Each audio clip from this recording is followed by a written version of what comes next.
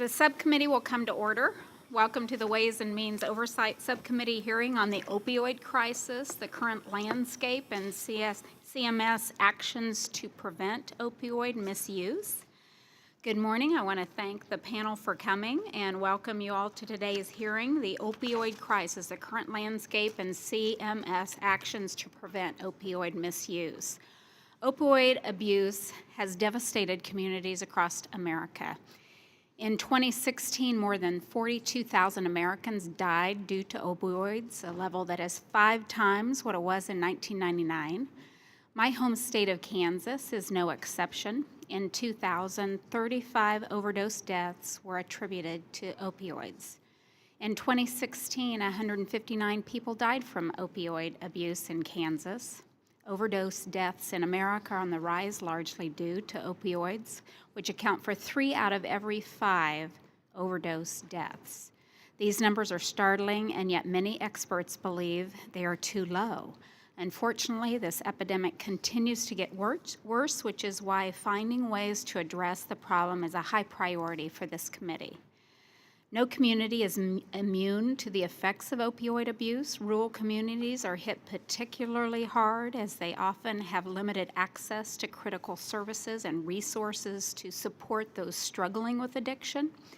The immense cost opioids impose on society as a whole cannot be overstated.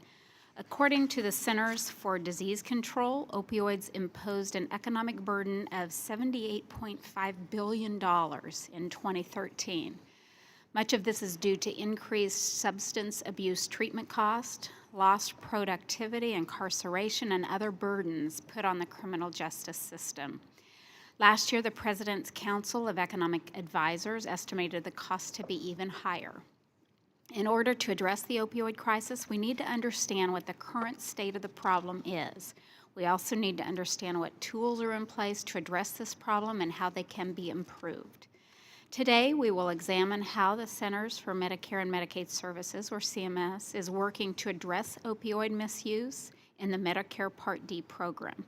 More than 42 million beneficiaries rely on the program for prescription drugs, including opioids. It is critical that Medicare and private Part D plan sponsors have the tools they need to ensure that opioids are provided only when medically necessary. We have a panel of experts that can talk about what CMS and the plan sponsors are doing to identify those most at risk for that appropriate interventions can be taken. Our witnesses today should provide the committee with valuable insights into how things are currently working and what can be done to improve. The committee plans to do more oversight on this issue as we continue to examine other ways to reduce opioid abuse.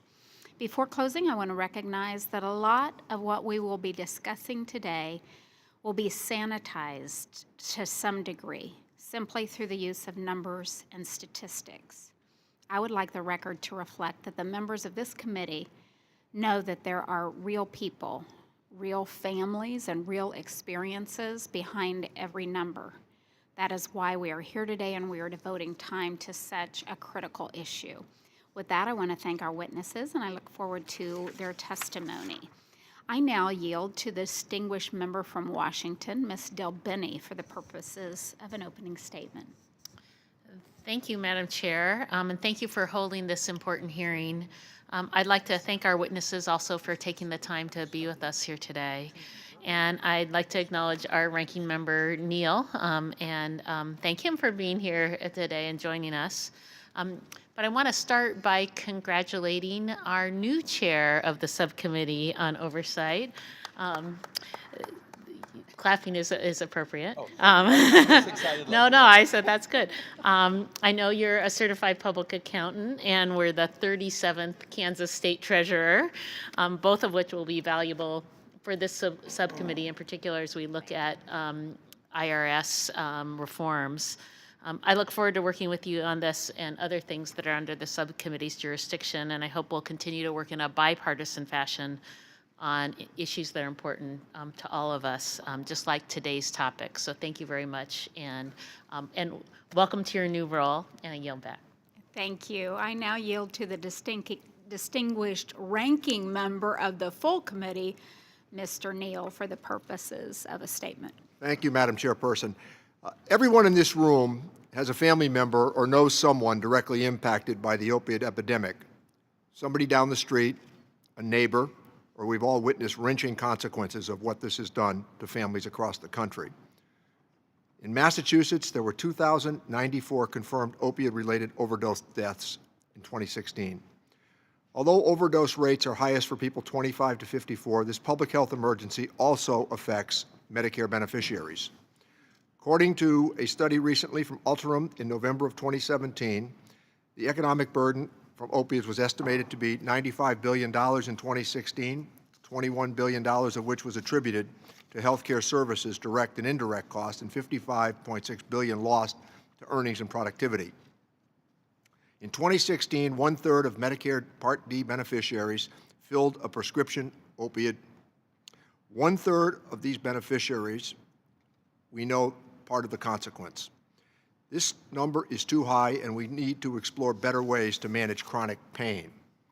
I hope that we can work in a bipartisan manner to urge the Centers for Medicare and Medicaid Services to move quickly to implement recommendations.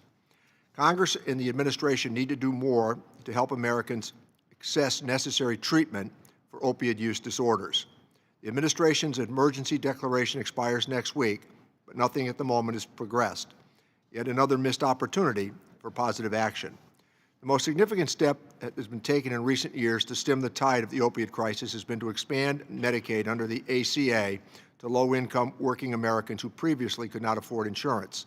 The Medicaid expansion has provided millions of previously uninsured adults with access to health insurance, which includes coverage for substance abuse and mental health services. For Medicare, the specific topic of today's hearing, we need to look to beneficiaries' ability to access treatment, as oftentimes providers aren't available to meet the need. We know there are significant groups and gaps in the coverage and access under Medicare that need to be acknowledged. For example, Medicare does not cover outpatient treatment programs that provide comprehensive opiate addiction treatments, nor does Medicare cover methadone for addiction, which is often the treatment of choice for long-term addicts. We clearly have our work to do this year, and we need to stop undermining the programs that provide coverage and treatment for those who need it, and instead strengthen and improve access to care and coverage. And another reflection, just off the talking points, what this has done to labor participation rates across the country is an underreported story. When the Department of Labor recently indicated that there are 6 million jobs in America every day that go unanswered, and when you consider that there are 2 million people with opiate addictions who are sitting on the sidelines, who could be working, that's another consequence of what has happened. The number of people across America who have opiate addictions, who are sitting home in the afternoon playing video games rather than in the workforce, ought to alarm all of us. And it ought to be something that we can all agree to in terms of the treatment needs of those very people. But this has a personal consequence for all of us as well. As I indicated in the first sentence, we all have a neighbor, friend, or a relative who is battling this addiction. And this ought to be well beyond the consequence of partisanship in this institution. We ought to be trying to find some remedies. And I yield back my time. Thank you, Mr. Neal. Without objection, other members' opening statements will be made part of the record. Today's witness panel includes 3 experts: Gary L. Cantrell, Deputy Inspector General for Investigations at the Department of Health and Human Services Office of the Inspector General; Elizabeth H. Curda, Director of Healthcare at the Government Accountability Office; and Kimberly Brandt, Principal Deputy Administrator for Operations at the Centers for Medicare and Medicaid Services.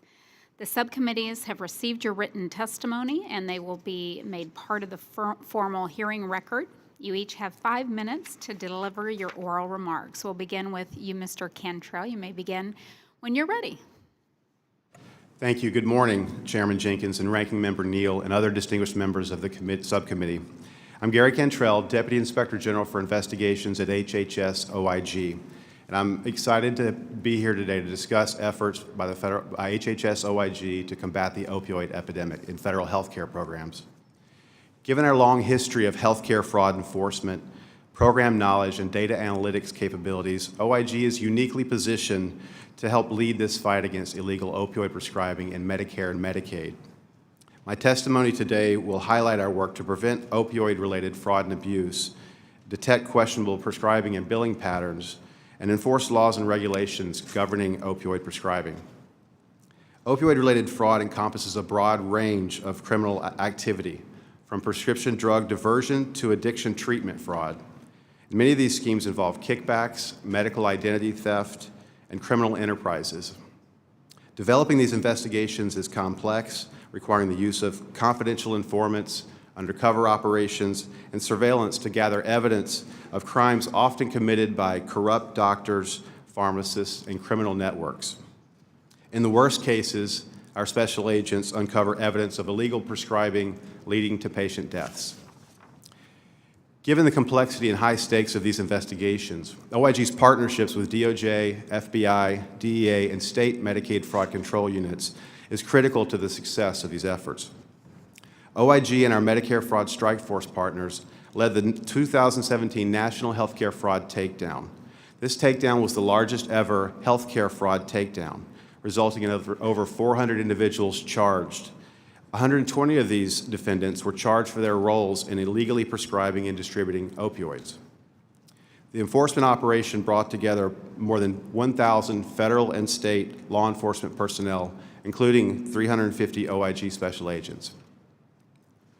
OIG has also shifted resources to support the Attorney General's Opioid Fraud and Abuse Detection Unit, a multi-agency effort capitalizing on data with dedicated prosecutors and agents focused solely on prosecuting opioid fraud in the healthcare system. OIG uses advanced data analytics to put timely, actionable information about prescribing, billing, and utilization trends in the hands of investigators, auditors, evaluators, and our government partners. Our recent report identifying Medicare beneficiaries receiving extremely high amounts of opioids and questionable prescribing patterns demonstrates the value of this approach. Of note, the report uncovered that 500,000 Medicare beneficiaries received opioids in excess of CDC guidelines. Further, nearly 90,000 beneficiaries are at serious risk of opioid misuse or overdose. Some of these received extreme amounts of opioids, over 2.5 times the CDC recommended amounts, while others appear to be doctor shopping. To get to the source of this extreme use, OIG identified about 400 prescribers with questionable opioid prescribing patterns for these beneficiaries at serious risk. OIG is following up on these outlier prescribers, and we have also shared this data with our public and private sector partners. This is one example of how we leverage our relationships and empower our partners to help us tackle this problem. Recognizing the growing severity of the opioid epidemic, OIG has initiated work beyond Medicare. The work identifies opportunities to strengthen program integrity and protect at-risk beneficiaries across multiple HHS programs. For example, OIG audits and evaluations currently underway address the broad range of opioid-related funding and activity at HHS, including opioid prescribing in Medicaid, grants for prescription drug monitoring programs, FDA's oversight of opioid risk management program, and addiction treatment services. OIG's work holds criminals accountable and results in impactful recommendations to improve program integrity, save tax dollars, and protect HHS beneficiaries from harm. Key recommendations to combat opioid-related fraud and abuse are outlined in my written testimony. In summary, OIG will continue to focus our multidisciplinary efforts on the opioid epidemic. We will identify opportunities to improve HHS prescription drug and treatment programs, share data and educate the public, and identify and hold accountable perpetrators of opioid-related fraud. I appreciate the opportunity to speak with you today, and I'd be happy to answer any questions. Thank you, Mr. Cantrell. Ms. Curta, you are recognized for 5 minutes. Good morning, Chairman Jenkins, Ranking Member Neal, and members of the subcommittee. I am pleased to be here to discuss our report on the Center for Medicare and Medicaid Services oversight of opioid prescribing in the Medicare program. Overprescribing and misuse of prescription opioids has led to significant increases in opioid use disorder, overdoses, and deaths in the United States. Recognizing this, CMS developed an opioid misuse strategy with a goal to reduce harm from opioid misuse in its programs. Today, I will discuss how CMS oversees opioid prescribing under Medicare Part D, both in terms of the beneficiaries who receive opioid prescriptions, as well as the providers who prescribe them. To oversee beneficiaries, CMS relies on private insurers, known as plan sponsors, to monitor and take appropriate action to address potential opioid overuse. CMS employs an overutilization monitoring system to alert plan sponsors about very high-risk beneficiaries. These are beneficiaries receiving high doses of opioids from 4 or more providers and pharmacies, or 6 or more providers, regardless of the number of pharmacies. Excluding cancer and hospice care, about 33,000 beneficiaries met these criteria in 2015. Plan sponsors are expected to review a quarterly list of identified beneficiaries, determine appropriate action, and then respond to CMS with information on their actions within 30 days. The use of these criteria, along with plan sponsor actions, have helped significantly reduce the number of these very high-risk cases. However, CMS oversight does not address the over 700,000 beneficiaries potentially at risk of harm based on CDC guidelines. These guidelines note that long-term use of opioid doses over 90 milligram morphine equivalent per day are associated with significant risk of harm and should be avoided unless a provider determines that it is necessary. This is particularly the case for patients aged 65 and older because the drugs can more easily accumulate in the body to toxic levels. We recommended that CMS gather information on the total number of these beneficiaries over time to help assess progress in reaching the agency's goals related to reducing opioid harm and misuse. HHS concurred with our recommendation. CMS oversees Medicare Part D providers through its contractor, NBI Medic, as well as through the plan sponsors. NBI Medic provides oversight by analyzing Medicare prescriber data for outliers and to determine potential fraud. NBI Medic conducts its own investigations of potential fraud, waste, and abuse by providers and also refers cases to law enforcement or the Office of the Inspector General. CMS also requires plan sponsors to prevent, detect, and correct prescriber noncompliance, as well as fraud, waste, and abuse. However, NBI Medic's analyses to identify outlier providers focus broadly on all drugs at risk of abuse rather than on opioids specifically. We recommended that CMS require NBI Medic to gather separate data on providers who prescribe high amounts of opioids. This would allow CMS to better identify those providers who are inappropriately and potentially fraudulently prescribing high doses of opioids. HHS concurred with this recommendation as well. CMS also lacks key information necessary for oversight of opioid prescribing because it does not require plan sponsors to report cases of fraud, waste, and abuse, cases of overprescribing, or any actions taken against providers. While CMS receives some of this information from plan sponsors who voluntarily report their actions, it does not know the full extent to which plan sponsors have identified providers who prescribe high amounts of opioids or taken appropriate action. We recommended that CMS require plan sponsors to report on investigations and other actions taken related to providers who prescribe high amounts of opioids. HHS did not concur, noting that plan sponsors are responsible for detecting and preventing fraud, waste, and abuse, and that CMS reviews cases when it conducts audits. HHS also stated that it seeks to balance the requirements it places on plan sponsors. However, without complete reporting, CMS is missing key information that could help the agency achieve its goals. We continue to believe that CMS should require plan sponsors to report on the actions they take to reduce overprescribing.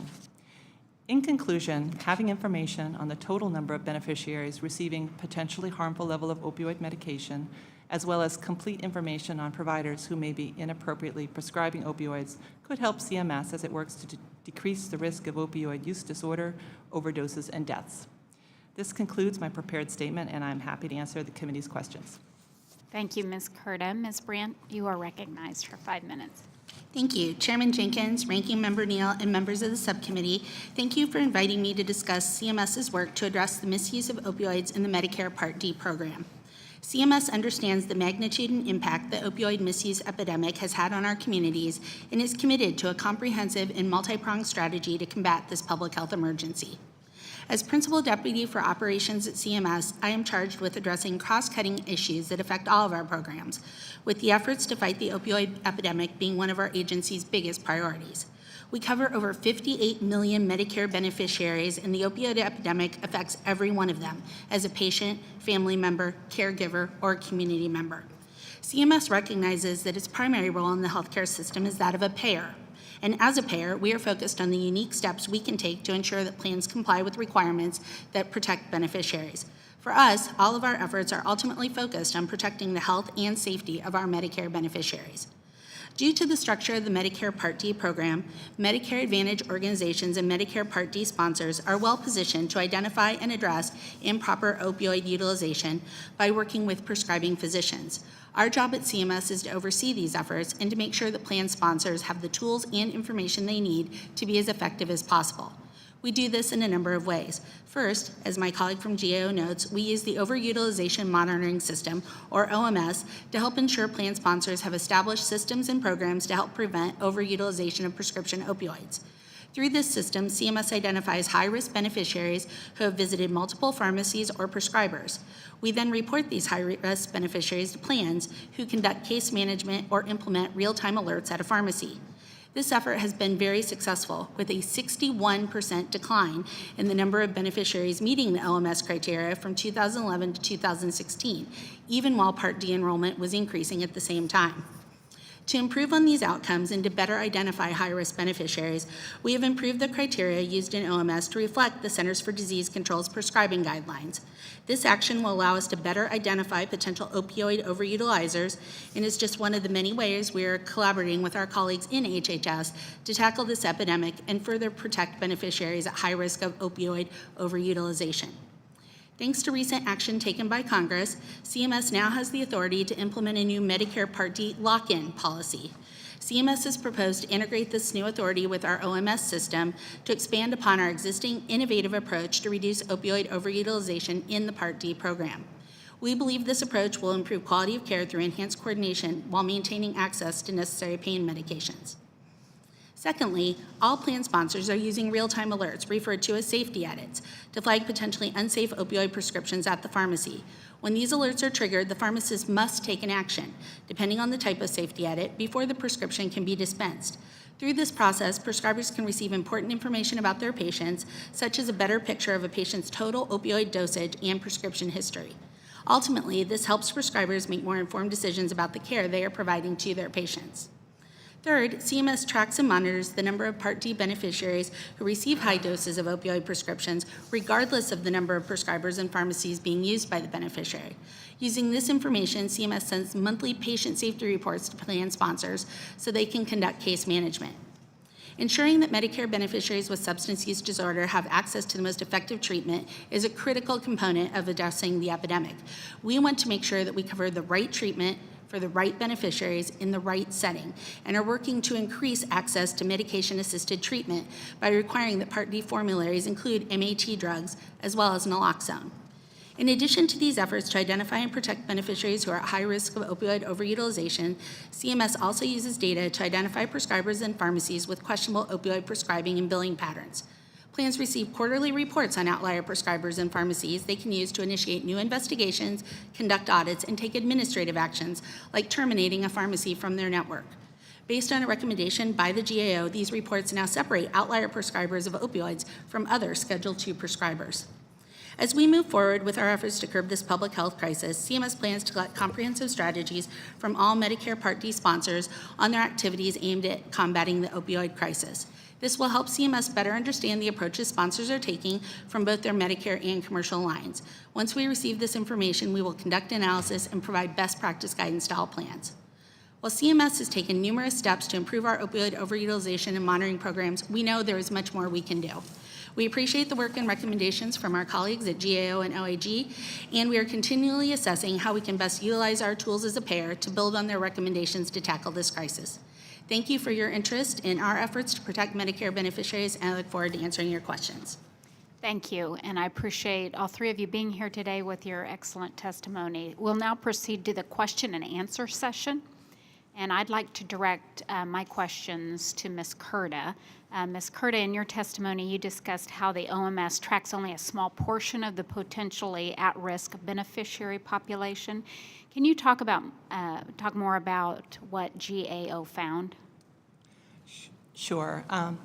We found that the criteria that CMS is currently using in its OMS system tracks the very high dose beneficiaries who are getting very high doses, who are using multiple doctors, multiple pharmacies, but they aren't tracking the sort of larger number of beneficiaries that are at risk of harm because they are receiving higher doses of opioids. And these are those that are receiving more than 90 milligram morphine equivalent dose per day, which is indicated in CDC guidelines. According to a one-time analysis that CMS performed, this criteria covered about 700,000 beneficiaries in 2015. So just relatively speaking, we're talking about 700,000 beneficiaries taking very, very high levels of opioids versus the OMS criteria, which is in the sort of more tens of thousands range. And so we recommended that they gather that data, not just for reporting back to the plan sponsors, but because it has this goal of reducing harm from opioid use, to track and monitor that information over time to see what's happening with that number of beneficiaries, to see is it going up, is it going down, and use it to inform its strategy. Right. One of the recommendations that GAO made was for CMS to track beneficiaries receiving large amounts of opioids, irrespective of the number of pharmacies and providers that they are used to obtain them. Can you talk about why you believe this to be important? Sure. CMS does track very useful information on using its overutilization system and also in its patient quality measures. But neither of those measures track the larger number of beneficiaries that are receiving harmful doses potentially harmful doses of opioid medication. And so we think that in routinely collecting this information, they can better inform their strategy and track their goal achievement. Okay, what specific data do you believe is important for CMS to track? This would be the patients receiving either 90 milligram morphine equivalent dose per day or greater through Medicare. How much of that data is currently being utilized for CMS for these purposes, and why do you believe the current data CMS is monitoring to be insufficient? It's basically just a measurement issue. The CMS tracks data, but not that at that level. They don't use it for the purposes of monitoring this harmful use of opioids over time. So we believe that by collecting this information and monitoring it over time, they can better track whether they are achieving their goals. Okay, thank you. I'd now like to recognize Ms. Delbene. Thank you, Madam Chair.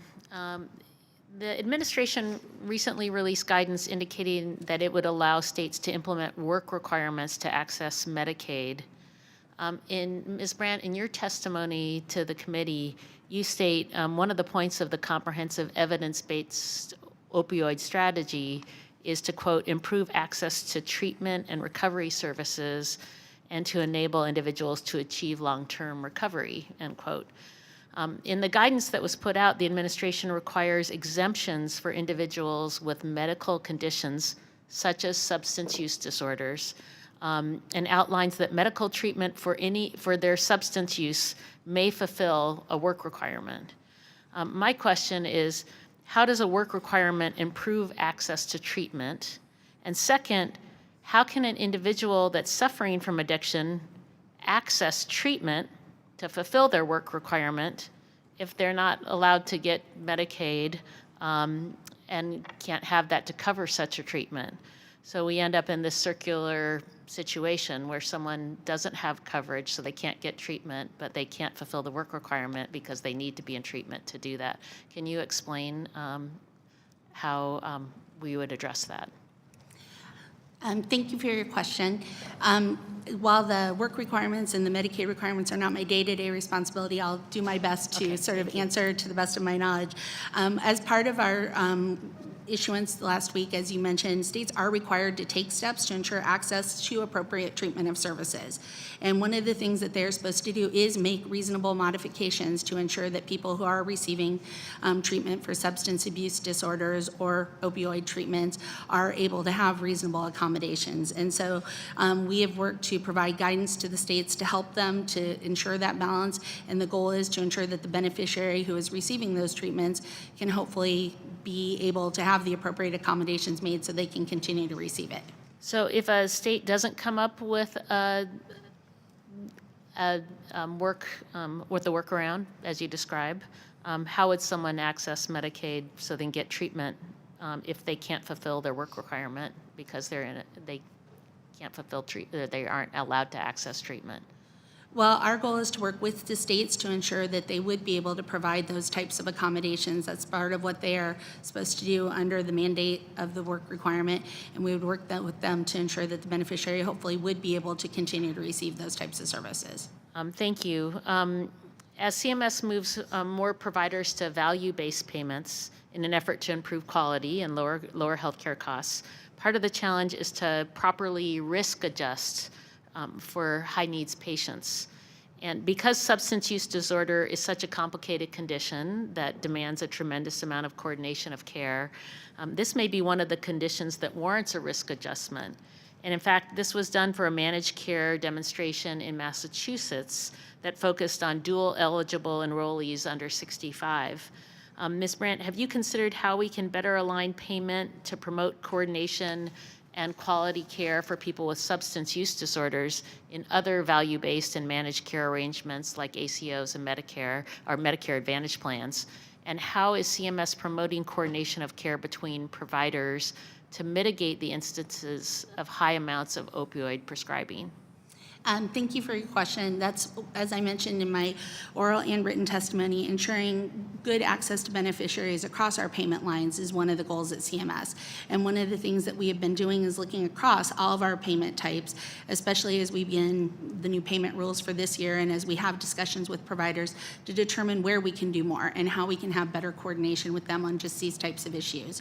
So it's something that we're currently engaged in as an agency to try and figure out better ways to make sure that we're striking that balance and making sure, as I said in my testimony, that we have the right treatment for the right people in the right setting at the right time. And understand that that the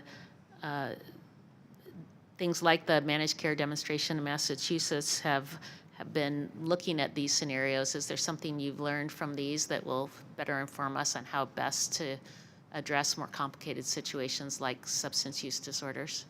I can't speak specifically to the Massachusetts demonstration project because I'm not familiar with the outcomes of that, but I can tell you that we have been looking at all of our demonstration projects, the models we run in our Centers for Medicare and Medicaid Innovation, as well as across the CMS programs to look at lessons learned and best practices, and we're trying to bring all that to bear as we try to figure out good solutions for this crisis.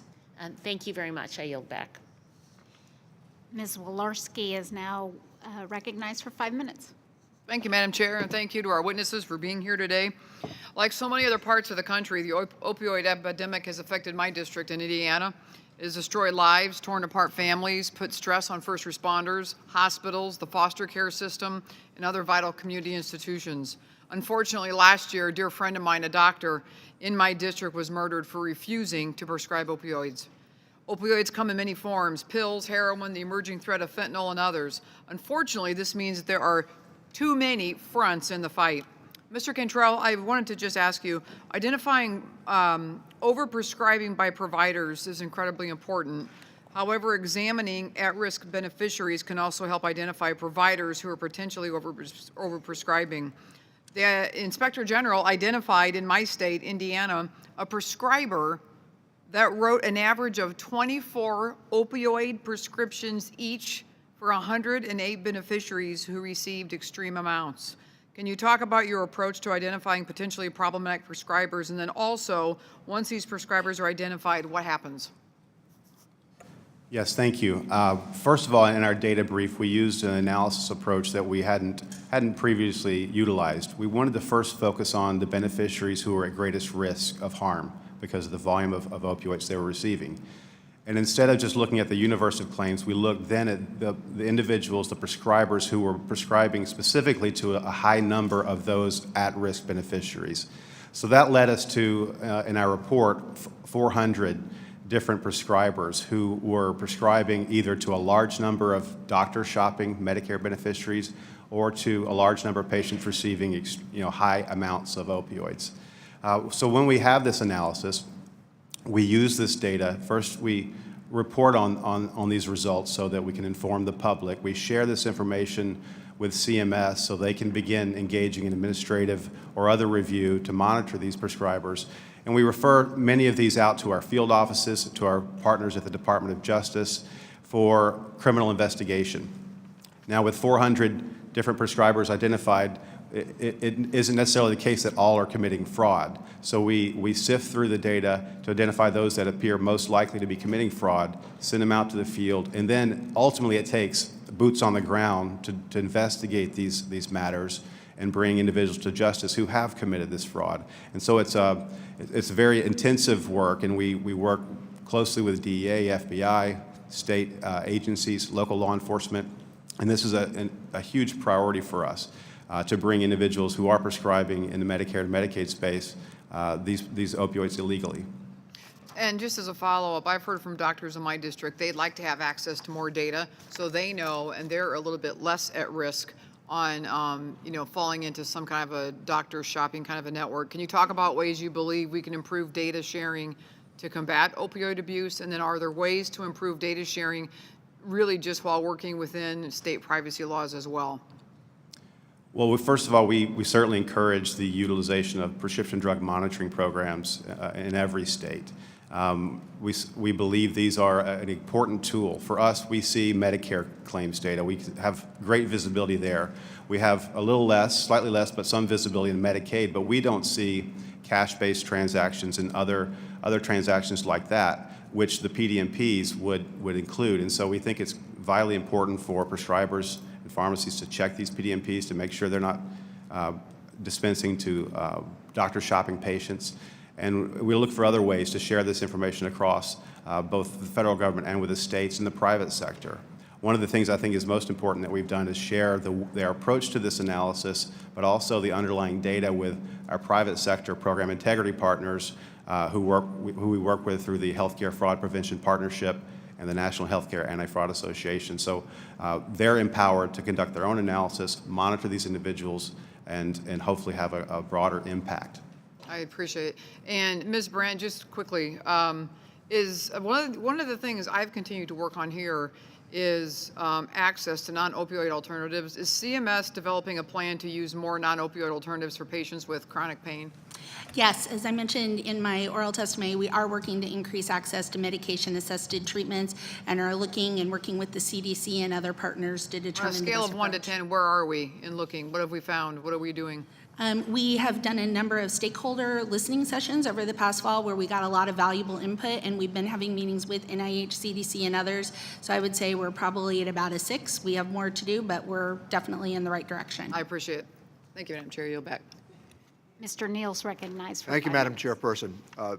Massachusetts, as I noted in my opening statement, is really, we're reeling from the addiction crisis. And your testimony was really well done this morning, the three of you. The number of opiate-related deaths in Massachusetts is now 4 times higher than it was 15 years ago, and it continues to get worse.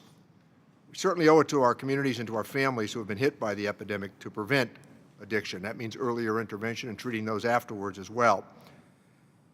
There is a compelling argument as to the most effective way to treat opiate addiction for all of us. Medication-assisted treatment, MAT, is the evidence-based standard for treating opiate addiction. Medical and substance use disorder experts and the President's own commission point to MAT as a vital tool to attack the epidemic. Medicare is usually the standard bearer when it comes to health care coverage, but Medicare does not cover a key MAT option, methadone, for outpatient service. Ms. Brandt, Ms. Curda, you both testified about the importance of MAT in your opening statements. What is the administration doing, and what would you recommend that it continue to do or should do to expand access to medication-assisted treatment? Well, as I mentioned, Congressman, we are continuing to look at the wide range of alternate treatments such as naloxone and others. We're well aware of methadone and the statutory impediments to that, but we are open to working. I know you have legislation on that. We're open to working with Congress to provide technical assistance on those issues, but we continue committed at CMS to determine what all we can do to increase the access to medication-assisted treatments. We've prepared a couple of reports on the issues surrounding access to medication-assisted treatment, not specifically in Medicare, but in general. The first report we did looked at the sort of regulatory and legal framework for access to these drugs, and also looked at some of the barriers to access. And there were things like not having enough doctors who have the appropriate waivers in order to prescribe this medication. And also, in some cases, simply attitudinal issues where this is viewed as perhaps a substitute for another kind of addiction. Taking these issues into account, Congress passed legislation last year to enhance access to medication-assisted treatment. And we did a further report looking at HHS's rollout of the grant programs intended to enhance access to medication-assisted treatment. And we found that they had a strategy for accomplishing this. They were getting the programs going. It was a little too early to assess their effectiveness, but we did note that they did not have sort of measures in place for their goals for expanding access to MAT, so not knowing sort of what the ultimate goal is for that. And that they did not have sort of firm timeframes. They had planned an evaluation of their efforts, but they did not have any sort of firm timeframes for when that would be done. Thank you. I hope the administration and my colleagues on the other side, who I know are all sincere in their efforts on this, would also be supportive of another piece of legislation that I have offered, and that would be to hold harmless first responders who administer Naloxone. When they show up, oftentimes there's a violent reaction as the high comes down, and they sometimes have to subdue the individual who has just been treated, save their lives, and then attacked for saving their lives. So I think holding those individuals harmless would make a good deal of sense, and I hope that the bipartisan manner we might be able to address that part of this complicated issue as well. Thank you for your testimony, and thank you, Madam Chairperson. I yield back. Mr. Schweikert's recognized for 5 minutes. Thank you, Madam Chairman. My assumption is everyone in this room has been affected by addiction in a family member, a friend, a neighbor. Growing up in a household where my mother was actually an addiction counselor after years of fighting through her own demons, you actually just understand how complicated this is. This is actually an interesting opportunity, as the ranking member was talking about some of the different pieces of legislation he has, and I agree. We should actually start to step up and do a package, because there is no golden bullet here, magic bullet. But I do want to also touch on, we have a piece of legislation, and it's bipartisan. We have Republicans and Democrats from this committee, from ENC, and that's a mechanism to standardize the prior authorization process, so the electronic mechanisms underneath. And Ms. Brandt, I'm going to ask you to sort of walk us through right now for Part D how sort of prior authorization actually is working today, and then I want to sort of pitch everyone on the committee the concept of, let's actually put together a package of bills. Hopefully our prior authorization standardization will be one of those. But how does it work today for Part D? Well, let me caveat by saying I'm not a Part D expert, so I'll give you the best of my understanding as to how it works. But currently, the way it works is that the Part D sponsors have formularies which have approved drugs on them, and as patients present, they see if the drugs that they are looking to receive that are being prescribed to them are off of that formulary. And then they determine whether or not, based on CDC prescribing guidelines, if they meet the appropriate dosage amounts. Some of what the GAO was saying, we've been working to incorporate into our overutilization monitoring system to determine that beneficiaries are not prescribed beyond what are acceptable levels in the program. And so using those types of criteria and screening, it's then determined what's appropriate to be able to authorize to be paid under the person's plan. For our other witnesses, and thank you for that, any other thoughts that if I came to you, in reading the testimony, it looks like we're doing a much better job in our data collection and data modeling and finding bad actors. Okay, now that we have the data, how do you move to a solution? Is it alternative pharmaceuticals? Is it a standardization of the red flashing light for the pharmacy or the doctor saying this doesn't need to be filled? You have the data. What's the next solution? What's the next layer? One of the things that we're recommending and continuing to monitor is the beneficiary lock-in program that has now been authorized and CMS is working to implement. With the number of beneficiaries at risk because of the volumes of prescriptions they're receiving, I think this data analysis leads us to patients that maybe should be considered for this type of lock-in, at least gets us started as to where to focus these efforts. And that will help manage the care of these individuals who need services. We did not look at that issue specifically, but I think you can sort of take an all of the above approach. I mean, you don't have to, all of these things working together can help. One thing we looked at a couple of years ago was more of a prevention focus. It gets very costly when it gets to the point where someone is addicted to opioids and requires therapy and treatment. It's much better to prevent the addiction in the first place to the extent we can have controls in place. To flag these individuals who are getting very high doses is very helpful. But we did the Comptroller General held a forum that talked about prevention and talked about educational, healthcare, and sort of legal kinds of and that's strategies. that's actually a very rational approach. In my last couple moments, I will pitch our new chairman, which elated to have you. I feel so tall next to you. There's an opportunity here for us to take a number of the pieces of legislation, because we know there's some alternative pharmaceuticals out there that actually have less addictive effects or more stabilizing effects. There's my fixation on taking the data that's been collected, building that standardization on the pre-authorization so we stop. It becomes almost a preventative because you don't write the prescription.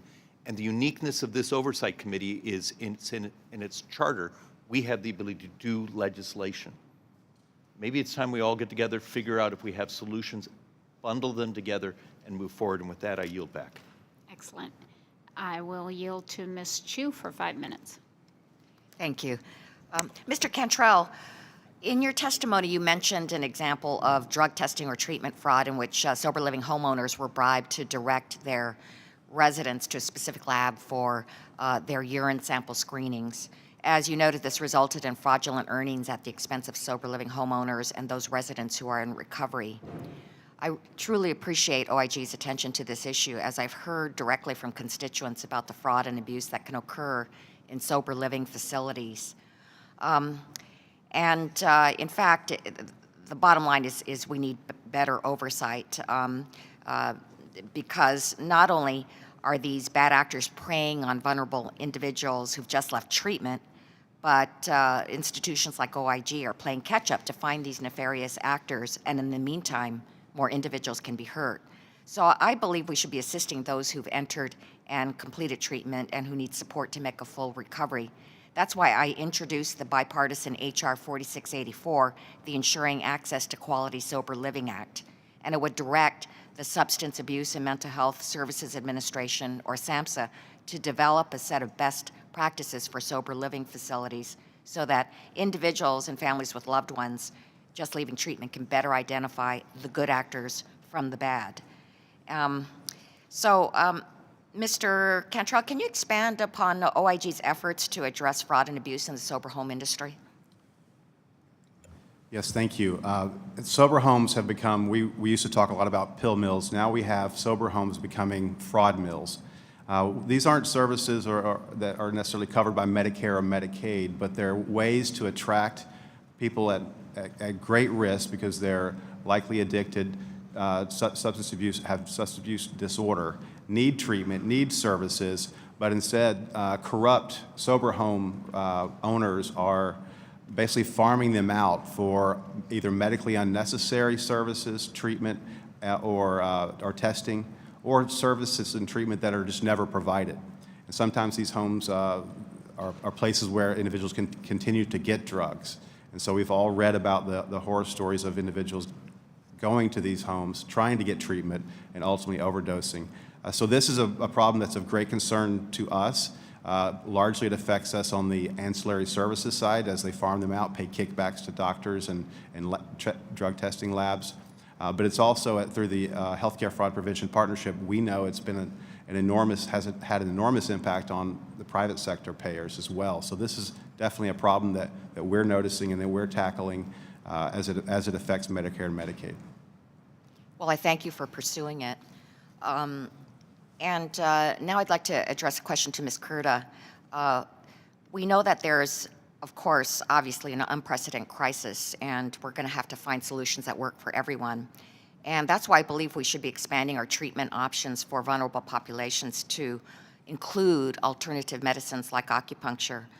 Acupuncture has been the subject of numerous studies by the National Center for Complementary and Integrated Health and the National Institutes of Health, and has been found to be non-addictive, non-invasive, and can be good for conditions like migraines, hypertension, chronic pain, or arthritis. And in fact, no less than 13 independent studies on the effectiveness of acupuncture are referenced in NCCIH's webpage on acupuncture.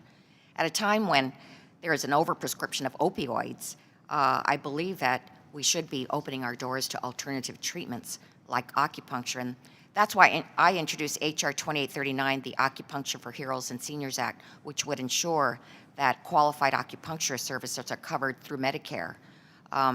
It's currently available for individuals who receive their health insurance through the Affordable Care Act in states like California, as well as in some Medicaid plans, but seniors should not lose out. So, Ms. Kurta, has the GAO ever studied the impact of making acupuncture available through traditional Medicare plans? No, I don't believe that GAO has done that work. Is it possible for GAO to evaluate the effectiveness of offering integrative health alternatives like acupuncture to opioid prescribing practices and government health care programs? Do you foresee any hurdles in such an examination? Yes, I think GAO could look at that question. The hurdle would be the sort of status of the literature and evidence in that area. We would probably want to first do a review of the literature to see, what does the peer-reviewed literature say about the effectiveness of that treatment, and we could certainly describe, what that evidence lays out. Thank you.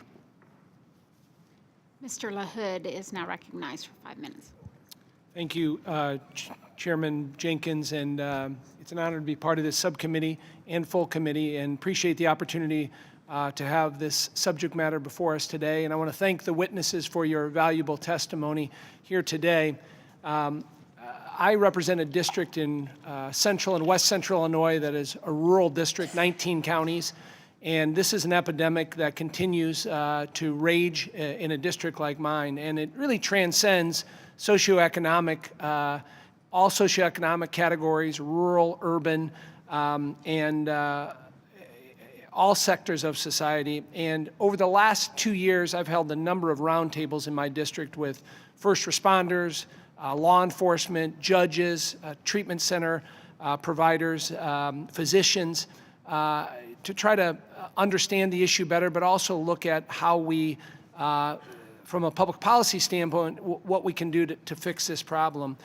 And as I look at the numbers in Illinois, data from 2016 shows that in a 3-year period, deaths from overdose increased by 44% from 2013 to 2016, and over 80% of those deaths were attributed to opioids. Of those 80% of opioid-attributed deaths, there was a 70% increase from those attributed from opioids in that same 3-year period. In Adams County, in my district, they've seen a 360% increase in emergency department visits related to opioids and heroin overdoses over that 5-year period from 2010 to 2015. Additionally, the county saw a 300% increase in overdose mortality rates due to opioids and heroin in the same period. And looking at what is the solution, obviously we've looked at from a law enforcement perspective, what do we need to do on the criminal justice side? Also looking at how you hold doctors accountable and what we do in that space. We've talked a lot about how we have more resources and money from for treatment centers. And in some ways, when we look at this epidemic and the direction we're going, I equate it in some ways to what drunk driving was in this country 25 years ago. It was raging out of control. So what did we do? We allocated resources, we raised awareness, we had a public campaign, and we also had something called Mothers Against Drunk Driving that was organic that started. So I don't necessarily think this is a federal solution. This is going to be solved in Washington, D.C., and that we have to work with our local stakeholders in our different states and local areas that are doing a lot of good work on this. So when I think about the testimony here today, Mr. Cantrell, I wanted to ask you, you talked a little bit about prescription drug monitoring systems. In terms of states that have done a pretty good job on that, can you talk about examples of that that have kind of been a model for how to do it and what they've done to be successful? OIG hasn't completed any work on evaluating PDMPs across the country, but in just talking to our staff across the country, our special agents, and hearing from individuals who work in different states, there are a couple of things that need to happen, I think, to make a PDMP successful. One, there needs to be some sort of requirement that data be entered in a timely fashion. I think those that are successful, there's a timely data entry, there's timely review of that data. Sometimes there needs to be interoperability. Some of these PDMP systems don't talk from state to state, and we see many fraud schemes, of course, that cross state lines. The states that have interoperability with their neighboring states, that is a plus. And then we've seen, in terms of data access, for us in law enforcement, some states restrict access for law enforcement and other states allow that sort of access. From my perspective, of course, I believe in that law enforcement access to help identify those individuals who may be prescribing or doctor shopping and seeking to divert drugs. So those are some of the components of what I think can make up a successful PDMP. And is there an example or a model you can point to that have done a pretty good job around the country? I've just heard anecdotally as Kentucky got started, they were doing a pretty good job. They were one of the earlier ones that I was hearing about. I've heard that the state of New York, from our agents, is doing a pretty good job, but I don't have any data or any statistics to point to their success or failure. That's just anecdotally what I've heard from some of our agents. Thank you. Mr. Crowley is recognized for 5 minutes. I thank the chair and I thank the ranking member for holding this hearing today on what has become a devastating epidemic for our nation. My district, like many other districts across the country, has been ravaged by the opioid epidemic. More Bronx residents die of drug overdoses. More Bronx residents died of drug overdoses in 2016 than any other New York City borough. Out of the 308 overdose-related deaths, 85% involved opioids generally, and 76% involved heroin or fentanyl. This devastation is unaccepted anywhere. But there is an aspect of my district that is notable, part of the opioid epidemic when compounded with other parts of the country. The increase in prescription opioids across the country has led to a spike in heroin use, which people turn to for a more potent high as they run out of their prescription medications. That has left heroin even more accessible and cheaply available to communities across the country. In a community like mine, which is still recovering from the aftermath of the failed tough-on-crime tactics of the 80s and 90s, residents have not properly dealt with their addictions and are more likely to use and abuse newly available heroin. That makes opioid-related overdoses a side effect of the race-based drug enforcement policies of the past. As we work to address the opioid epidemic, I encourage this administration and my colleagues in Congress to work toward a more holistic approach that focuses on treatment rather than punishment. And I challenge all of us to strive for a better understanding of the entirety of the epidemic, which impacts different communities on different levels. Urban communities, particularly communities of color, must be a part of this conversation, and they must be a part of the solution to this terrible and growing problem. Ms. Cantrell, the OIG report, Opioids in Medicare Part D, concerns about extreme use and questionable prescribing, suggests that prescribers are not checking the state prescription drug monitoring databases, or these databases do not have current data. Can you explain how prescribers are trained or are supposed to be trained on how to use their state prescription drug monitoring database? I'm sorry, but I don't actually know the training requirements for the use of these prescription drug monitoring programs, and I would suspect it might vary from state to state. Do you have state-based data on where there are vulnerabilities in prescriber use of prescription drug monitoring databases?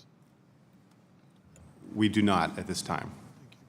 What are HHS OIG's recommendations for improving prescriber use of these databases? Well, education is certainly one strong component, and we, along with the DEA, who goes around the country talking to pharmacists and prescribers, we participated in these events to train and educate individuals in the community about the importance of this tool and the fraud schemes that they should be looking out for when utilizing these tools. So I think education is critical, and I have.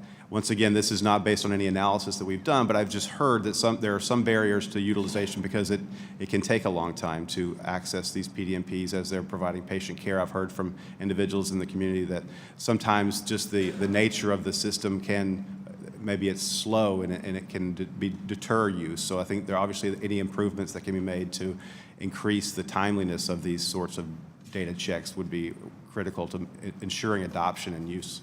I think there's one critical area in terms of government that can be involved in helping to get a handle on what's happening in each of the states, and I would hope that we'd have a more robust addressing of the monitoring databases. Mr. Cantrell and Ms. Curta, does OIG or GAO look at race as a factor in collecting data regarding the opioid epidemic? We do not. We have not looked at that. Well, thank you, and I appreciate your time here today, so thank you very much. I yield back. Mr. Bishop, you're recognized for 5 minutes. Thank you, Madam Chairwoman. Thank you to the panel for being here today and providing your valuable testimony. I appreciate the information that you've shared and your expertise. I'm from the state of Michigan. I share all the same concerns that the rest of the panel has, the rest of the committee has on this subject. Each of us have our own stories to tell. Over and beyond the direct impact on families and individuals who are impacted by this scourge of opioid abuse. There is another statistic that I find alarming. The American Enterprise Institute recently published a study looking at the costs of the opioid epidemic, and it did it by state. And I was astounded to see that in Michigan, where I'm from, my home state, the cost of opioid addiction is over 4% of our state's GDP. And yet, I look at other states on this table that we have been provided, and it shows other states that have also been impacted, but not to the extent that other states have. There's a huge disparity in how much other states have been impacted. For example, the White House Council on Economic Advisors estimates that the societal burden of fatalities from opioid overdoses estimated the non-fatal costs of opioid epidemic in 2015 to be $72.3 billion and the fatal cost to be $431.7 billion. And then you look at these state by state and you see the huge disparity. And I'm wondering, why does it cost West Virginia, which is the highest per capita burden, at $4,793 per resident? And then you look at Nebraska, which is $465 per resident. Why is it? Are there more resources there? Is there some kind of demographic there that's more susceptible to this? What causes this kind of data? Can someone tell me that, Mr. Cantrell? Just in terms of what we see, what we focus on, fraud trends, there's a variety of factors, but we definitely see that once a fraud scheme takes root, it becomes viral in communities, and that's no different, I think, than in the opioid epidemic.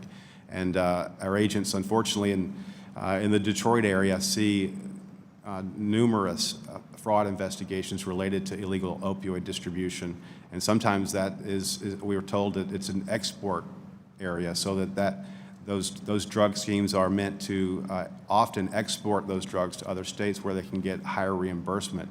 So this is the intelligence, we hear from the ground. I don't have any analytics available to point to reasons why one state is different than the other, but we've continued throughout my career, 20-year career, certainly to see South Florida as a hotspot or a epicenter of healthcare fraud in general. It has also been a point where we've seen lots of fraud related to opioids, but certain communities have where this has taken root. It's hard to get rid of it once it's taken root.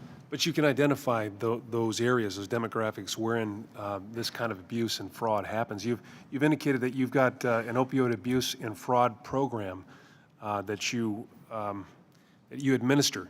Can you tell us how that works and what the resources are? Who's in charge of it? What's your mission in that organization? So that's a new unit established by the Attorney General just last year. As it was initiated, they rolled out 12 new prosecutors, or 12 prosecutors in 12 districts around the country to focus specifically on this epidemic. And as a partnership, FBI, OIG, DEA, we all dedicated agent resources to those prosecutors.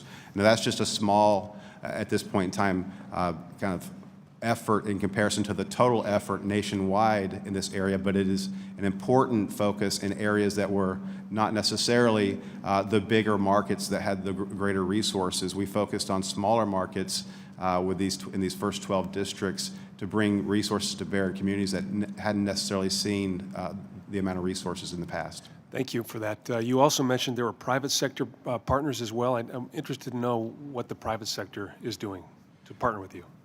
So we talk, and CMS is an integral part of the healthcare fraud partnership, prevention partnership, but it provides a community of private sector payers, state agencies, as well as federal payers and law enforcement to share, first of all, information about trends and schemes, but also it's a forum where they can safely share data from different resources, analyze that data and come up with answers to or identify issues across multiple data sources that weren't previously available to be searched across. So I think for me, it's certainly of great value in learning about these schemes, because some of these schemes, like the Sober Home scheme that was discussed earlier, I was hearing about it from our private sector partners before we were seeing it impacting Medicaid or Medicare. And so it's a great intelligence tool. Okay, thank you so much, and I yield back. Mr. Meehan's recognized for 5 minutes. Thank you, Madam Chairman. I'm grateful for allowing us to sit in on this very, very important issue. And I want to thank you for the work that you're doing, each of the panelists engaged in what is a remarkable challenge for all of us, and particularly back in our communities. I want to ask specific questions about the Medicare relationship to this, but in my own region of southeastern Pennsylvania, we have seen a staggering 83% increase in drug deaths. That's overwhelming. And when you look at what is driving that, the distinguishing issue appears to be fentanyl.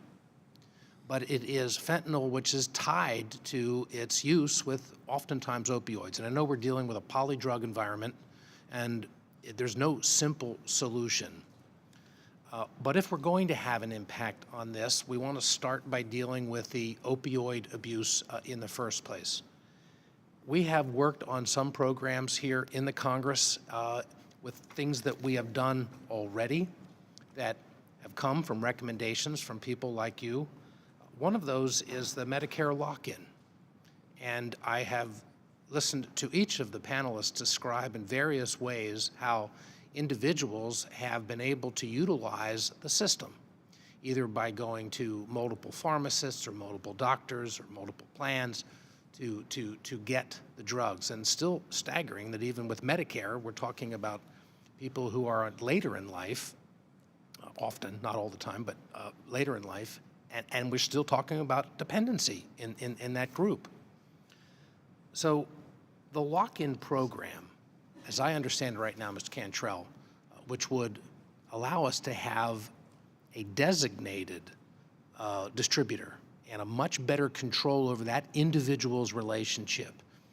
Now, there has been recommendations and utilization by numbers of plans, but CMS itself, or at least the government, hasn't created a specific. Can you tell me where we are on that, where you think lock-in may be utilized? Well, first I'll say we're very supportive of lock-in, but I think I would like to defer to my colleague from CMS to talk about where it stands. That's okay. Is this Ms. Brandt? Thank Yes, you. Because I was going to go to you next because you No mentioned problem. that in your testimony. Happy to. Well, as I mentioned in my testimony, we really appreciate this additional tool from Congress. We agree with OAG. We think this is going to be a very powerful tool. We are currently in the notice and comment period for this. We have to promulgate regulations to implement it. In fact, the comment period closed yesterday, so good timing with the hearing today. But we are looking forward to reviewing those comments and then implementing those comments as we do the final rule. And then beginning in 2019, we will be able to begin using this tool, and we're very excited at the potential that it's going to add to our suite of tools to help us address these types of issues. How do you think it's going to make a difference? Well, it will make a difference because it will allow us, as you said, we'll be able to limit a beneficiary to a pharmacy and be able to have them at one pharmacy, and that's the only place, or however it works out for implementation. We're still working all that out. But ostensibly, they could be limited to one pharmacy, which would allow us then to be able to see their billings just related to that pharmacy. Right now, they could go to multiple pharmacies, multiple prescribers. This limits the scope of that much more narrowly. Okay, if you know, because I'm sure the comments have come from a variety of places, but I'm assuming you've been monitoring this as we've been going through the comments. Has there been any observations which have influenced your thinking on this, or any kind of a perspective that was shared in the comment period that either opens up a new place for us to consider the program, or a concern that we may not have been thinking about? Well, as the comment period did just close yesterday, and because it's open rulemaking, I'm afraid I can't speak to that, sir. But as we move forward and have things that we can share, we'll be happy to do so. Okay, well, I appreciate that. May I just ask if anybody has a thought on one other problem that I'm hearing quite a bit about, and it does relate to the opioid abuse, but it is the abuse of treatment programs in certain states in particular, in which people appear to get treatment for a period of time. They go off, and there's almost finder's fees to get them in, and they walk out, and people are targeting them to get them re-addicted, getting back into treatment. So long as there's a payer, they're in, then they pull them out, and some of these things appear to almost be scams. Is anybody looking at this issue or have any thoughts? OIG? Unfortunately, we're seeing a great deal of fraud relating to the treatment side of this epidemic, where we need legitimate services the most. We discussed the sober homes where addicted residents are sometimes farmed out for lab testing that's either never provided or isn't appropriate, and they're billing thousands of dollars for these residents, these tests. They're offered counseling, which is either, once again, never provided, or isn't the quality of counseling that actually these individuals need. And unfortunately, we're also seeing, in terms of some of the medication-assisted treatment, which I think many have discussed the importance of increasing access to that. We're seeing fraud schemes relating to the availability of these drugs that are intended to treat this crisis. So the fraud has followed this epidemic from source all the way to treatment. And that's the unfortunate thing that we're seeing around the country right now. would love to follow up more with you on that. But Madam Chairman, I yield back. Mr. Blumenauer is recognized. Thank you very much, Madam Chair. And I do appreciate our subcommittee having this hearing. I think this is the first time Ways and Means has really dealt with this opioid crisis and the impact it has on the things that we're responsible for. I hope it's not the last. I hope that there's an opportunity. I think this is one thing that touches us all, that we feel strongly about. It certainly impacts our community. It makes a difference in terms of employment. What is it, 1/4 of the women who are ineligible of being in the workforce. There's an opioid problem, I'm told. I am concerned that as we're looking at different therapies, different options, that there is a way to focus on something that some of our states have done, state of Washington, state of Oregon, dealing with medical marijuana. And I have some material, Madam Chair, that I would like to place in the record that makes it clear that states that have worked with medical marijuana prescribe fewer pills. There is, on average, a 25% lower rate in terms of overdose deaths. The state that has had it the longest, medical marijuana, California, it's a third less. It's a cheaper alternative. It's not addictive the way that we see with many of the opioids that have been handed out like Tic Tacs. It is an area that the public has demanded change. Politicians haven't brought medical marijuana to 29 states. It's been the public that has voted for, at least, excuse me, I guess Vermont is in the process of being the first state that does it legislatively. But this has been driven by individual voters. It is supported by strong majorities of the American public. Florida approved in 2016 a medical marijuana program with 71% of the population. I would hope, Madam Chair, that we would have an opportunity to explore what the impacts are in terms of how cannabis can prevent dose escalation and the development of opioid tolerance, which happens with people who are taking oxycodone or something like that.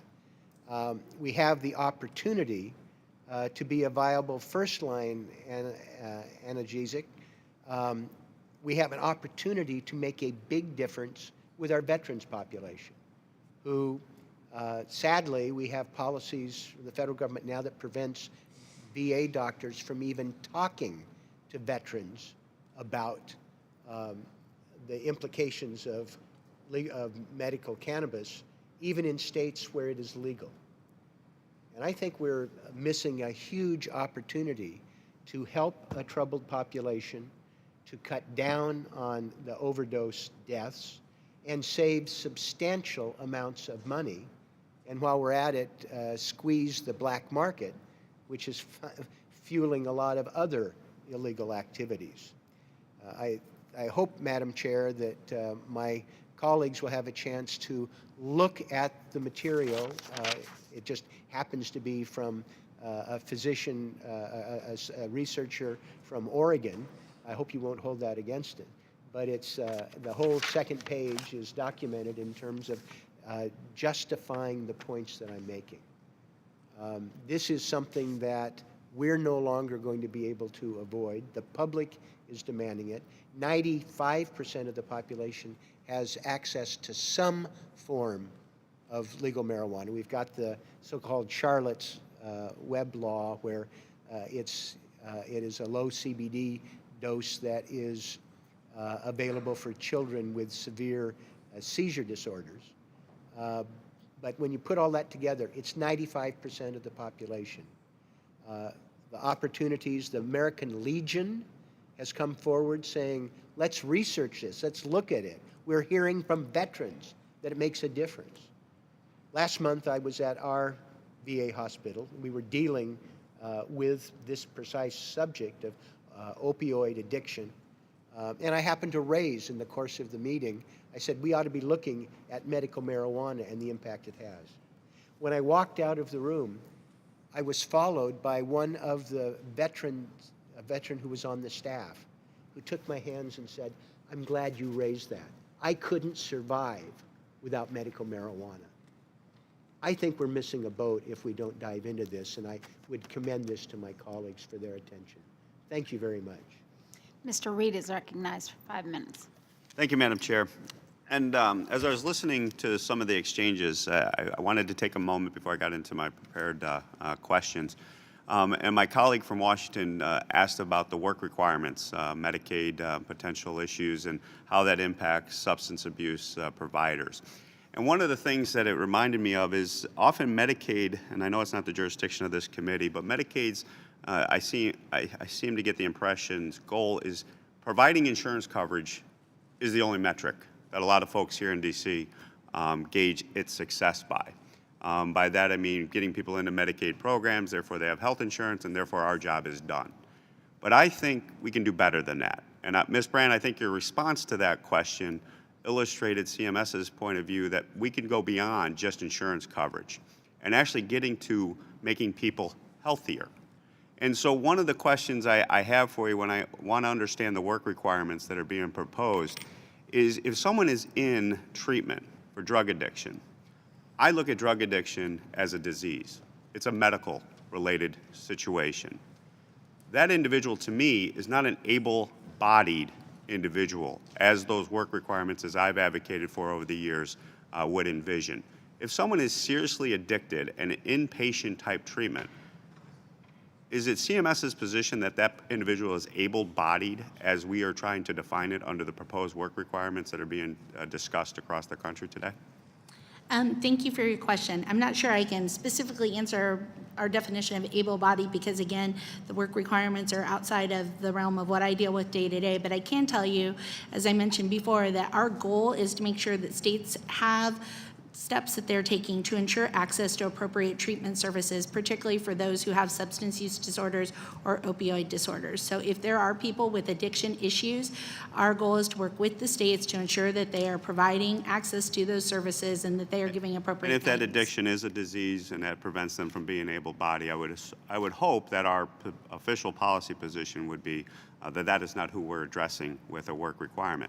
The other issue that I would raise on this, that I'm so passionate about this issue, is that one of the things I hear from our employers across the country is that one of the barriers to reemployment, which is empowering to individuals, employment, a job, an opportunity, does a lot for not just their paychecks, but for their soul and their dignity and their mental health and their physical health, if you look at the reports that demonstrate that, is how does when you get somebody, and the barrier to employment is being addicted to drugs, not being able to pass a drug test.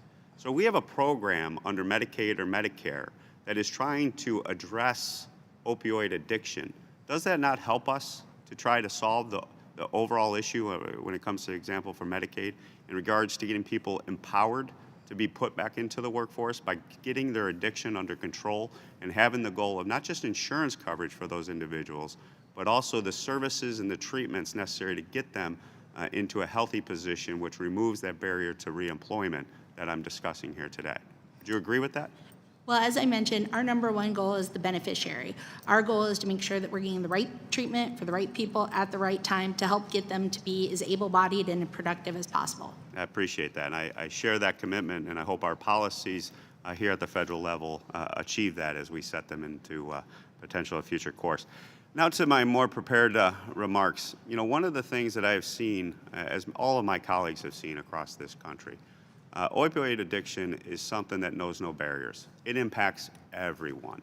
It doesn't delineate, you know, how much money you have, what kind of family you were raised in, what race you are, whether you're a man or a woman. Addiction is that demon that knows no boundaries, in my humble opinion. And I'm reminded of Vanessa, who we were able to assist through our office in the district, who was pretty much written off. Her parents pretty much had adopted the tough love approach, and Vanessa came to us just recently after going through some very difficult times and working with her parents. We were able to get her into a rehab situation, and their parents and her reunited, and at a town hall were able to declare that she was opioid-free. That is a success story.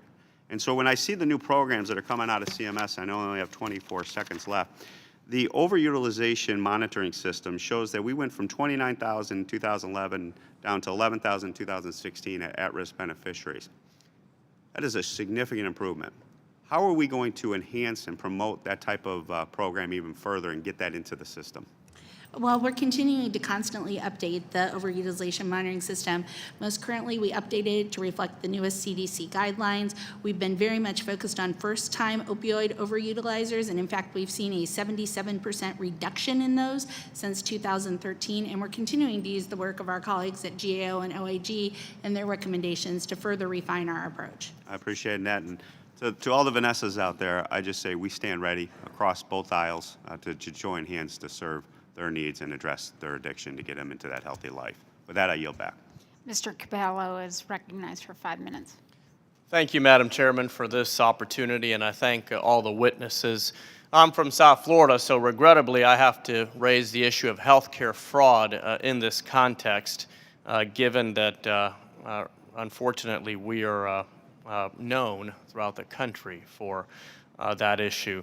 Mr. Cantrell, can you describe what are some of the types of fraud schemes that you see out there related to opioids, and if you have any examples that are specific or relevant to South Florida, I'd appreciate those as well.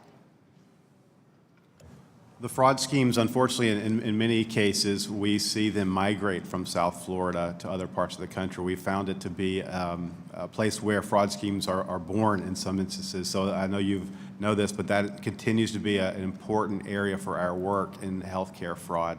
But in terms of opioid-related fraud, we see it runs the gamut. We've seen situations where we have bad prescribers who are receiving kickbacks, who would write opioid prescriptions and also write prescriptions for other non-controlled, high, expensive drugs, and they paid a kickback by a pharmacy. The pharmacy will dispense the opioid and never dispense the expensive drug, keeping all the profit that's paid by Medicare for that drug that was never even dispensed or was medically necessary. That's one very egregious scheme. We've seen examples of physicians who have gone into business with known criminal networks, outlaw motorcycle gangs for the sole purpose of illegally distributing oxy, and pairing up with known drug dealers.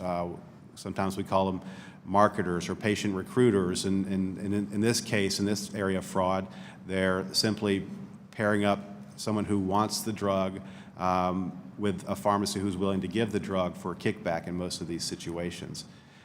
In some of these cases, this overprescribing leads to overdoses and unfortunately sometimes overdose death for those that have been overprescribed.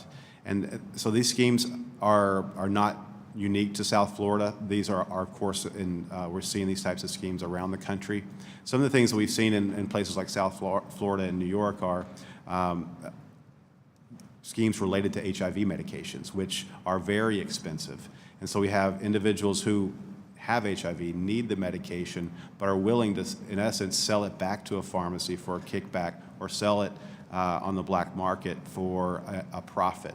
So schemes like this, whether they're related to opioids or other expensive non-controlled drugs, are certainly present in South Florida, but also in other areas of the country. And do you think the government is doing enough to mitigate this, to address this? Do you think that law enforcement has the resources to pursue these types of cases?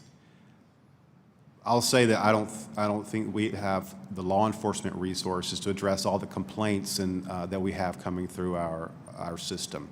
So there's more fraud out there than we are certainly able to address given our resources. So what we do is we utilize the data that we have available to us to maximize the use of and the impact of the resources that we have. So we focus our efforts in places like South Florida, or whether it's South Florida or some Indiana, wherever the highest impact or the most impactful fraud schemes are, where there are potentially patients at risk or certainly lots of money being stolen. We'll focus those agent resources utilizing data and also intel from the street, if you will, traditional law enforcement methods, to focus on the right areas.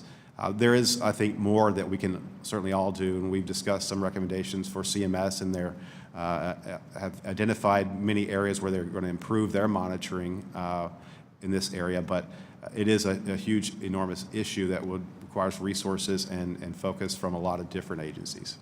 Thank you very much for that response, and I would just encourage all of my colleagues. We focus on the victims of opioid abuse, and we should, because they're the ones suffering. But I think we also have to shine a light on the criminals and find a way to put a dent in all of these fraudulent schemes and operations that really open the door to so many vulnerable Americans to this type of addiction. So I thank you, and I hope that we can begin in South Florida, just where a lot of these, just the place where a lot of these schemes begin, that perhaps we can begin solving the problem there. Appreciate it.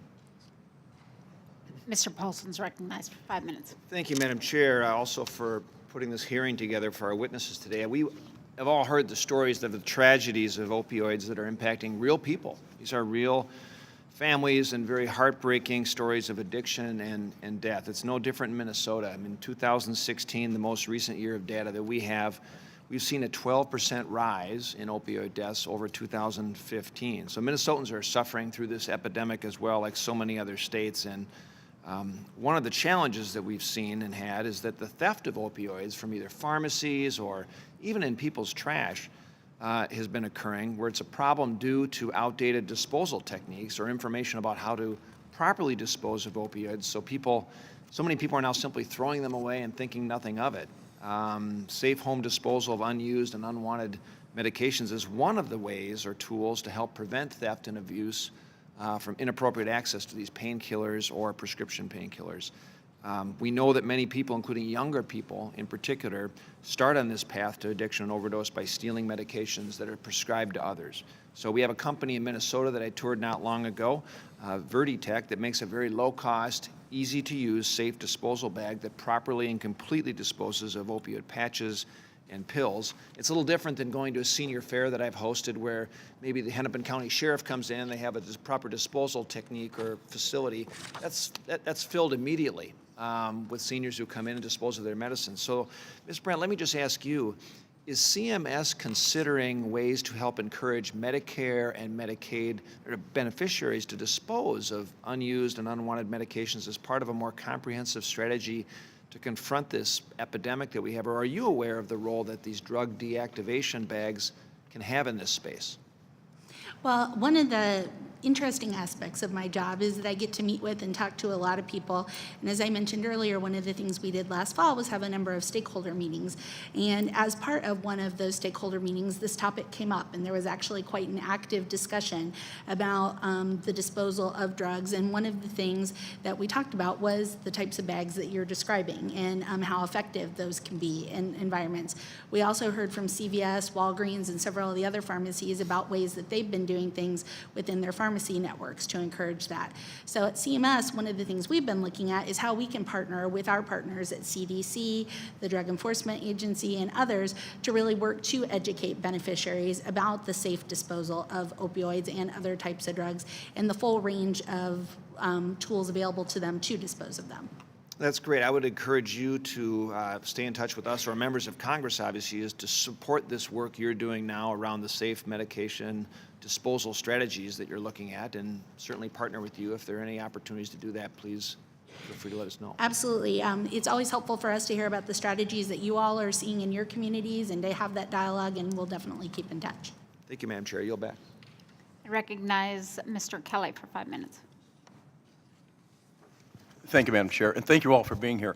I think Mr. Reed hit on a lot of different aspects of the personal involvement that we all have, and knowing too much about it because of going through things personally, and the quote that's out there, or the saying that's out there, is we are all involved. We're either dependents or codependents.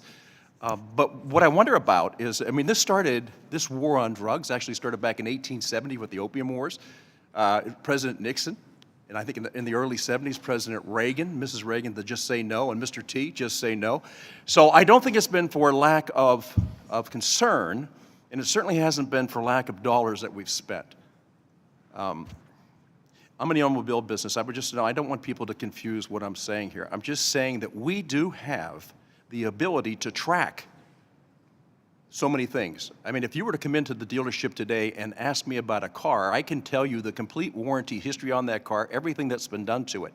The question then becomes, if we have this ability, why aren't we able to incorporate it with people who prescribe drugs? And maybe it's because of the HIPAA Act. I don't know.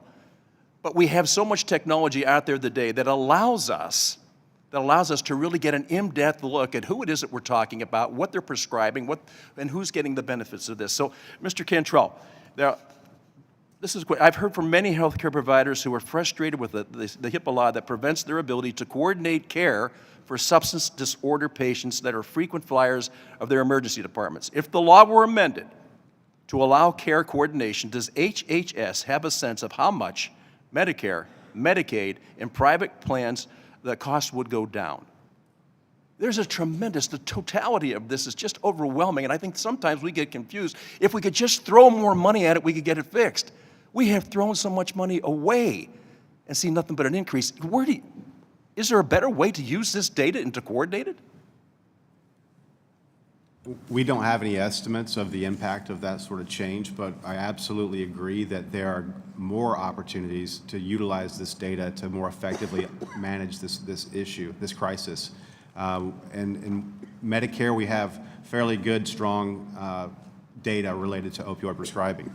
In Medicaid, it's an area where we still lack visibility across the country, and it inhibits, we think, CMS's ability to oversee the federal dollars that go out to Medicaid that relate to this opioid crisis, and doesn't allow us to get a handle on the scope of the problem in Medicaid without going, in essence, state to state. There is a system that CMS is working on to improve the access to that Medicaid data, and we think as they continue to improve that data and get timely, full, complete data from all 50 states, we'll have, I don't know what we'll see, but it'll be enlightening as we do the same kind of analytics that we're doing in Medicare against the Medicaid. Yeah, I guess that's where I'm coming from, because I look at the private sector. I mean, if you wanted to, again, I'm going to go back to what I do. If you wanted to find out if a car that you were looking at to buy was ever involved in an accident, you go to the Carfax. And we've all seen this on TV. Why can't we go and find out exactly where the problem is? It just has to be there. These are prescriptions. And I see the numbers, and we have all this tracking of everything we've done, yet we can't coordinate it. We can't put the two together to help the people that really need it the most. And look, I know it's about the money. There's no question. What a huge economic model this is. And again, because I'm too personally attached to it, it's not spending more money. We keep thinking that the idea is to spend more money. I think that if we're spending more money, it's probably going to have to do with personnel, people like you that handle these things, that never quit on this. This is not a 9-to-5 job. This is 24 hours a day. We all worry about it. If you could, I think the frustrating part, when we can separate ourselves from this, first of all, there's a huge loss for human beings. There's a huge loss in dollars that are being wasted because we can't connect the dots. We can't combine the information. I just don't know why we can do it so easily in the private sector with things that are just inanimate, but we can't do it where we are when we're talking about human beings and being able to touch them, get them together, and actually getting to how we could serve them. Do any of you, and I don't know how much more it would cost because I think don't have enough boots on the ground to see it. But the other thing is this waste, fraud, and abuse, it is incredible what's happening on our watch right now. I wouldn't care what the cost was if it was actually going to help a patient or a person. I just think it's so sad that we're in a situation right now. Listen, the president's declared it a national emergency. Pennsylvania's declared it a national emergency. We started in the 1800s knowing what the problem was. We've gone through this whole process. We're no closer to the answer today than we were way back in the opium wars. And I think that's the saddest part of it all. Where has it led to? It's not because of the lack of investment or the lack of concern. How do we get to the point where we can actually connect this stuff so that we don't have to worry about Vanessas or Jims or Bills or Marys that are out there today? It is just a tremendous loss in human potential and taxpayer cost. I thank you so much, Madam Chair. I thank you so much. And listen, what you're doing is incredible. I can tell you, I've coached children's sports a lot in my life. I can't tell you the number of times I've been in a funeral home and looking at some young person in a coffin, and around the room were pictures of them when they played for me at the Penn Street Cardinals or when they played for me with our little Marlins team, and I look at that and I think, what happened to that little boy? What happened to that little girl that they reached this point in their life? I think it's just so tragic, and it's not about the money, it's about the results. Please, let's find a way to put this together so we can track it the right way. Thanks so much. I know I'm way over time, but I'll tell you what, this is overtime. This goes back, as I said, to 1870, and if we're no closer to a cure today than we were then, what was the whole purpose in the exercise? Thank you for staying on this and not giving up. Mr. Rice is recognized for 5 minutes. Thank you, Madam Chairman. Yeah, I got a call from a friend of mine a couple of weeks ago about his daughter who had been arrested with, and she had drugs on her person and is probably going to jail. I knew this young lady growing up. She grew up with my children. She played with my children. She's a fantastic, bright young lady who has just, her life is spiraling down. And I read these statistics in South Carolina. You know, the number of deaths from opioid abuse have doubled in the last 3 years. They surpassed traffic deaths a couple of years ago. The national statistics say opioid deaths killed 60,000 people last year, which is significantly more than if you combine homicides and traffic deaths nationally. So, and if you look at the graph, I mean, it goes from flat to straight up. It's not leveling off. It's not, we haven't peaked. It's just accelerating. So whatever we're doing, clearly it's failing. We're not doing enough. I look at how what you guys do is try to track where there's problem users and attack that, or problem prescribers and attack that, but that's not working. I look at your definitions that just from this hearing summary today, that you consider a beneficiary at risk if they receive a daily dose of greater than 120 milligrams, get prescriptions from 4 or more providers, and fill prescriptions from 4 or more providers. Good grief. Good grief. I mean, clearly, if you have those 3 conditions combined, that is obviously a huge problem in 2016, despite your efforts, despite these programs that you have put in place. You tell us a beneficiary in New Hampshire received 134 prescriptions for opioids from 1 prescriber in 2016, including 13 months of OxyContin, 13 months, that's 80 milligrams, 13 months of OxyContin, 60 milligrams, 13 months of OxyContin, 40 milligrams, 14 months of oxycodone, 30 milligrams, and 13 months of fentanyl patches. You guys didn't catch that? Good grief, whatever you're doing is not working. A beneficiary in Washington, D.C. received prescriptions for opioids from 42 different prescribers and filled them at 37 different pharmacies in a year. In a single month, this beneficiary received 2,330 pills from prescriptions written by just 1 prescriber, and we didn't catch that. You know, it is just overwhelming and depressing that we are so bad at this. One problem I see is what Mr. Kelly was referring to a minute ago, is the inability of the federal government to bring itself into the modern age of technology. I know, talking with folks on the IRS in this subcommittee, talking with folks in Social Security, that they are still using COBOL and Fortran and a lot of their stuff, and they're using computers that have magnetic tape and all that, where everybody else left that behind. You know, decades ago, the IRS has 52 points of failure where only 1 person knows how to program these old computers. And if this person dies or retires, they don't know what they're going to do. Is CMS in that condition? Is CMS in such a bad shape, such a bad shape that it's impossible for them to accumulate and interpret the data that we're talking about? Well, we've made numerous strides at CMS over the past several years, and particularly in the past 2 years, to really try to become more modern with our data. As Mr. Cantrell mentioned, one of the big developments that we have that's going to go a long way towards helping us with having more of a full picture is we will soon have comprehensive Medicaid data from all of our states. One of the challenges we have What does on the that mean when you say that means soon? that You say soon have comprehensive Medicaid data from all our states. That is a fascinating statement right there. Well, What does that mean? let me demystify it for you. That means that at current point in time, we have over 46 states, and our goal is to have all 50 We have states. 50 states. Yes, that's why I was just, we have 46 out of the 50 states that are currently reporting in their Medicaid data. We're working with the other 4 states to get all of that data in, and once we're able to have all of the states reporting in data in a consistent format, then we can be able to use that data to do more of the data analysis. Okay, that can you Mr. do that by Cantrell was regulatory requirement, or would that require some legal, some legislation? This is all within our authority. We're using our regulatory authority to do that. And basically, you're going to say, if you don't meet these benchmarks by this date, we're not going to pay for the prescriptions anymore, I hope. Well, part of this is on the Medicaid side, and then on the Part D side of the house, the Medicare Part D side, we work with the plan sponsors, who are the ones who actually receive the data. So have you given them benchmarks and set forth the timelines by which they have to meet those benchmarks?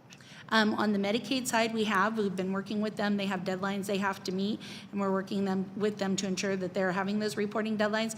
And on the Medicare Part D side, we consistently work with the plans to issue updated guidance to make sure that they're reporting to us as Okay, so accurate what does that information as mean? That possible. you haven't given them the guidelines? No, we have, but we update the guidelines on an ongoing basis. So for instance, we just issued, Are you getting the Medicare Part D information from all 50 states now?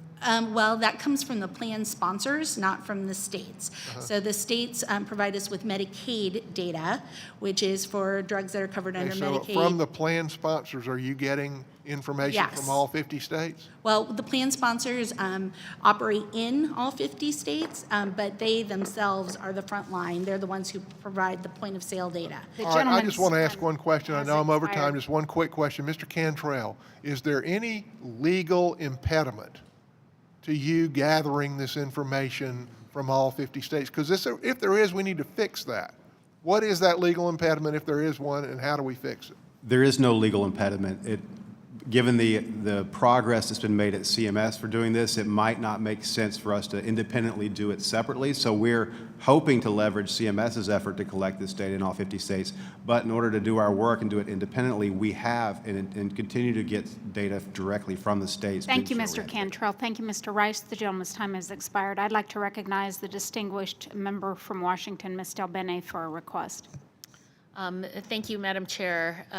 Congressman Lewis, the ranking member of this subcommittee, was unable to join us today, and I'd just like to ask unanimous consent to enter his opening statement into the record. Without objection, so ordered. I'd like to thank our witnesses for appearing before us today. Please be advised that members have 2 weeks to submit written questions to be answered later in writing.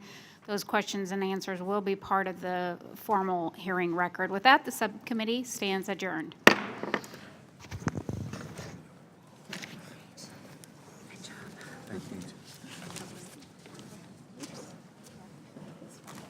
I got part of it. Yeah, seriously. Me too. See.